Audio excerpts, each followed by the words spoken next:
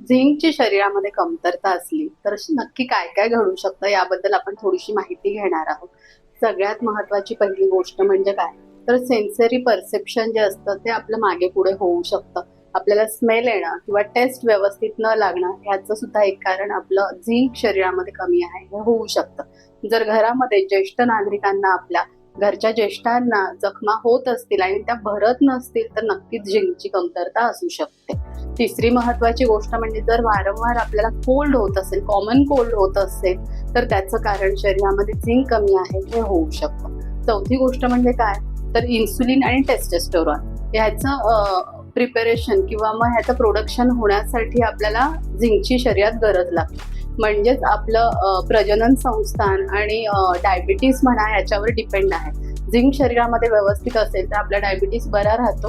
Obesity, insulin रेजिस्टन्समुळे झालेली obesity असते ती आपण कव्हर करू शकतो.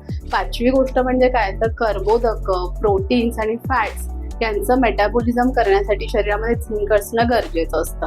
म्हणजेच काय, छोटंसं एक्झाम्पल देते, जर आपण सोन्याचा घास खाऊन अंगी लागत नसेल तर नक्कीच तुम्ही असं समजा की आपल्या शरीरामध्ये झिंकची कमतरता आहे आणि त्याचं पोषण शरीरामध्ये घेणं म्हणजे त्याची न्यूट्रिशन घेणं गरजेचं आहे. तर काय काय घेऊ शकतो बरं, जे नॉन व्हेजिटेरियन पीपल आहेत ते रेड मीट घेऊ शकतात, ऑयस्टर्स घेऊ शकतात. व्हेजिटेरियन पीपल आहे ते चिकपीस म्हणजे छोले शरीरामध्ये पोटामध्ये घेणं जास्त गरजेचं आहे.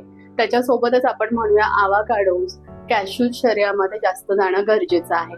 लेग्युम्स आहेत, होल ग्रेन्स आहेत, म्हणजे जे पॉलिश धान्य आहे ते न घेता जर आपण होल ग्रेन्स घेतले, नट्स घेतले, भोपळ्याच्या बिया घेतल्या तर नक्कीच आपण ही डिफिशियन्सी भरून काढू शकतो. थँक्यू.